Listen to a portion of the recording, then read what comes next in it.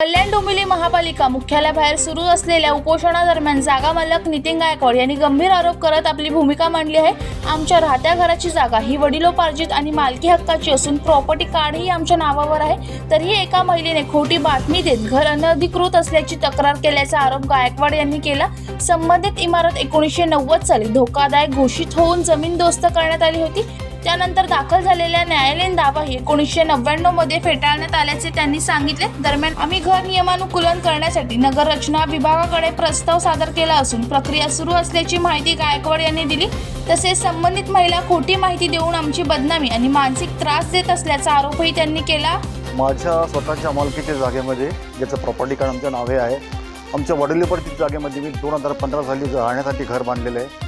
मी आणि माझे भाऊ त्या जागेमध्ये मी राहतो। तळमजल्याला मी राहतो, पहिल्या महिन्यात माझे भाऊ राहतात। आम्ही जेव्हा घर बांधलं तेव्हा आम्हाला विचारणा केली तेव्हा कळलं की 150 चौरस मीटर घरात बांधण्यासाठी कोणतीही महापालिकेची परवानगी लगेच घ्यावी लागत नाही। तुम्ही घर बांधल्यानंतर देखील ते रेग्युलाइज करता येतं। आम्ही घर बांधल्यानंतर एक ताई आमच्या विरुद्ध महापालिकेच्या ऑफिसच्या बाहेर जी उपोषणाला बसलेली आहे। उपोषणाला बसलीचा नैतिक अधिकार त्याबद्दल आमचा वाद नाही, पण हल्ली जी ती माहिती आमच्याबद्दल देते ती चुकीची माहिती देते आहे। त्याबद्दल मी तुम्हाला स्पष्टीकरण देण्यासाठी आलेलो आहे। माझ्याकडे सर्व या गोष्टीचे पुरावे आहेत। जागेचा टायटल म्हणजे 7/12 किंवा प्रॉपर्टी कार्ड हे आमच्या नावाचं आहे आणि ही महिलाचे वडील आमच्याकडे 1984 साली भाडेकरू म्हणून होते, मिरजकर नावाने, मणिराव मिरजकर, प्रभाकर मणिराव मिरजकर। कालांतराने ती बिल्डिंग जुनी झाल्यानंतर ती धोकादायक ठरवली गेली। महापालिकेने आम्हाला नोटीस दिल्या आणि ती बिल्डिंग खाली करायला लावली।